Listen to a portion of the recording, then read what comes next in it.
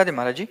महाराज जी, क्या हमारे जीवन में आने वाली अनुकूलता एवं प्रतिकूलता में हमारे निवास स्थान का विशेष महत्व रहता है? नहीं, जीवन में आ कर्म रही लंबे कर्म समय कर्म निवास का कोई नहीं है।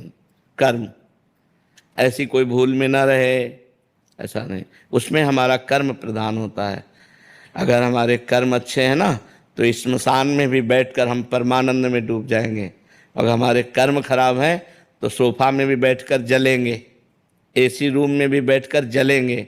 तो हमको कर्म ठीक करने चाहिए, कर्म सुधारने चाहिए। ये सब बाहरी बातों पर नहीं लगना चाहिए।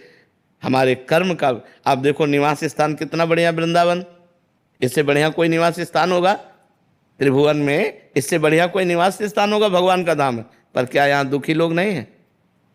क्या यहाँ परेशान लोग नहीं हैं? क्या यहाँ काम क्रोध की लीला नहीं हो रही? सब हो रहा है, संसारिकता में सब हो रहा है। तो जो जैसे कर्म, अब जो केवल प्रिया प्रीतम का भजन कर रहे हैं, प्रिया प्रीतम में चित्त जोड़े, उनको आनंद का अनुभव हो रहा है। जो संसार में चित्त जोड़े, काम क्रोध लोभ से परेशान हो रहे हैं, चिंता शोक भय उद्विग्नता, ये उनको परेशान कर रहे। तो हमारी बात को समझना, अगर निवास स्थान के प्रभाव से दुख या सुख की प्राप्ति हो तो वृंदावन वास से सबको परमानंद की प्राप्ति होनी चाहिए, क्योंकि ये परमानंदमय धाम है। नहीं हो रही? आप देख लो, बैठे तो हो, तुम भी तो बैठे हो। परमानंद की अनुभूति होगी आपके चिंतन से, आपके कर्म से। अच्छे कर्म करोगे सुख मिलेगा, बुरे कर्म करोगे दुख मिलेगा। आज नहीं तो कल मिलेगा। और भजन करोगे तो परमानंद मिलेगा। यहाँ नहीं, जो तुम्हें सबसे निकृष्ट गंदा स्थान बताया जाए कि ये स्थान, वहाँ बैठ जाओ और राधा राधा राधा राधा। अगर आपको परमानंद का अनुभव ना हो तो मुझे बताना। तो स्थान का थोड़ा सहयोग तो मान सकते हैं कि शांत वातावरण है, भागवतिक है, तो हमारा भजन में ज़्यादा रुचि होगी। लेकिन सुख दुख विपत्ति संपत्ति हमारे कर्मों के प्रभाव से, इसका स्थान से कोई ताल्लुक नहीं है। ओम दीक्षित जी। राधे राधे गुरु। राधे राधे महाराज जी। महाराज जी, मेरा प्रश्न है कि अगर हमारे अंदर भाव ना हो और केवल हम वाणी से कहें और रटते रहें कि श्री जी मेरे हैं, श्री जी मेरे हैं, तो क्या श्री जी हमें भाव आ जाएगा? यहाँ का एक जादू है, तुम करके देखना।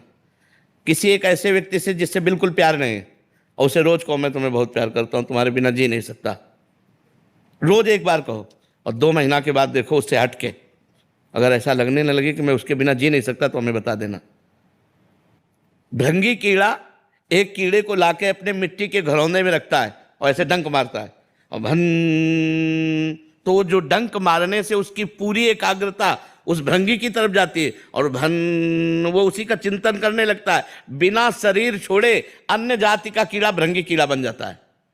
यदि हम ये कहते रहे कि हे प्रभु मैं आपका हूं, झूठी से कह रहा हूं, तो सच्ची एक दिन महान भक्त बन जाएगा। करके तो देखे, करके तो देखे ऐसा। महाराज जी, श्री जी लायक मतलब हम बन नहीं पा रहे भावने, और अगर कहे वाणी से कहे श्री जी। लोहा कभी मुकुट बन के देवताओं के नहीं लग पाता, लेकिन पारसमणि छू जाए, अगर पारसमणि छू जाए तो लोहा तत्काल सोना बन जाए और देवताओं के मुकुट पर बन। तो ऐसे ही हम लोहा की तरह हैं। संत कृपा, भगवंत कृपा से यदि नाम जब चलने लगे तो हम पारसमणि रूपी नाम का स्पर्श होते ही हम भगवान के योग्य हो जाएंगे।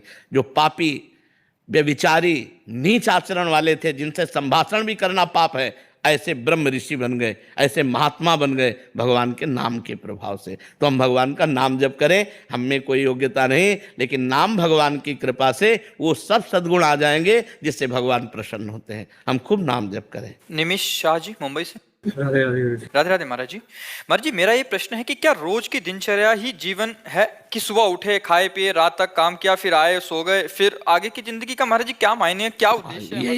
यही जब विचार करोगे तो आपको एक रास्ता मिलेगा जिसका नाम अध्यात्म है। कि आखिरकार क्या है, कब तक जिएंगे? रोज की शाम हमारी आयु को तो नष्ट कर रही। अब जो कल की शाम गई, जितने मिनट जितने सेकंड हमारी आयु में थे माइनस हो गए, अब आज फिर माइनस शुरू है। आखिरकार हम मृत्यु के नजदीक पहुंच रहे हैं। तो खा करके कमा करके हम अब केवल अपनी केवल आयु ही तो नष्ट कर रहे हैं। लाभ क्या ले रहे हैं? वो लाभ है भगवान का भजन, वो लाभ है भगवान का चिंतन। यदि हम आज एक एक श्वास राम राम बोले, राधा राधा बोले, कृष्ण कृष्ण बोले, हरि हरि बोले, तो आज की कमाई पक्की हो गई।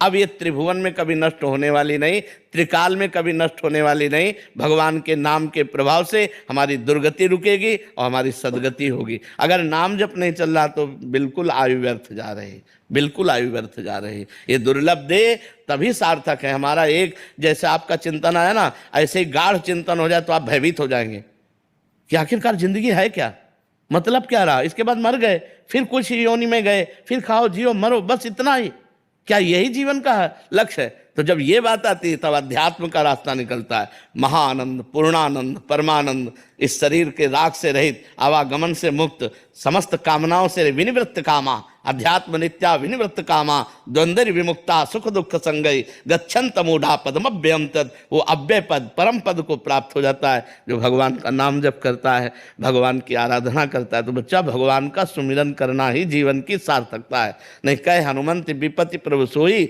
जब तो सुमिरन भजन न होई। सुमिरन भजन हो रहा है, बहुत बढ़िया जीवन कट रहा है, चिंता करने की जरूरत नहीं। सुमिरन भजन नहीं हो रहा तो व्यर्थ जीवन जा रहा है। किसी भी भोग को कितनी भी बार भोग लो, बार बार वही तृष्णा। आप देखो ना, भोगे हुए भोग को पुनः पुनः भोगने की वृत्ति का नाम तृष्णा है। सुने हुए भोगों को भोगने की इच्छा का नाम कामना है। तो बार बार वही कामना, तृष्णा, बस ये खा लो, वो खा लो, ये भोग लो, वो देख लो, वो देख, तो हमारी आयु व्यर्थ जा रही। राधा राधा राधा कहते हुए हम पा रहे हैं, क्योंकि